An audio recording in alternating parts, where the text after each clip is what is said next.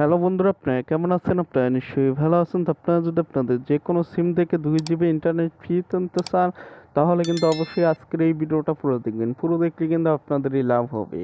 মানে ভিডিওটা যদি পুরো দেখেন তাহলে কিন্তু আপনারা অফারটা পাবেন, আর না দেখলে কিন্তু অফারটা পাবেন না। যাই হোক, অফারটা নেওয়ার জন্য কিন্তু সরাসরি চলে যাবেন ফোনে ডায়াল পেডে।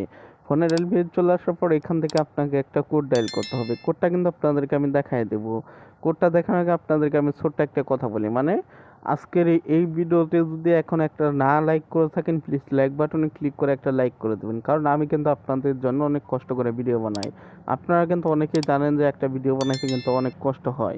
তাই কিন্তু অবশ্যই আপনারা একটা লাইক করবেন, আর সুন্দর দেখে একটা আপনারা কমেন্ট করবেন।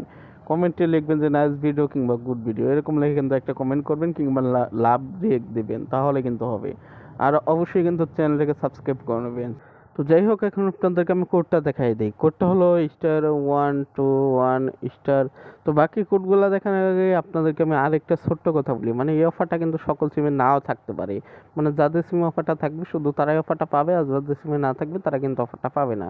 মানে আপনারা যদি কোডটা ডায়াল করে ট্রাই করে চেষ্টা করে দেখতে চান, তাহলে ভিডিওটা দেখতে পারেন, আর না দেখতে চাইলে ভিডিওটা এখান থেকেই ছেড়ে চলে যেতে পারেন। কারণ আমি কিন্তু আপনাদেরকে শিওর দিতে পারবো না, কারণ এই অফারগুলো কিন্তু মানে কোম্পানি আর কি সকল সিমে দেয় না। মানে যাদের সিমে অফারগুলো দিবে শুধু তারাই অফারগুলো পাবে। যাই হোক, এখন আপনাদেরকে আমি বাকি কোডগুলো দেখাই দিই। বাকি কোডগুলো হলো 8889#। এই কোডটা কিন্তু আপনাদের যে কোনো সিমে ডায়াল করবে, যদি অফারটা থাকে তো তাহলে কিন্তু এক সেকেন্ডে আর কি অফারটা পেয়ে যাবেন, আর যদি না থাকে তো আমার কিন্তু করার কিছু নাই, কারণ এটা কিন্তু আমার হাত নাই যে আমি আপনাদেরকে আর কি দেবো।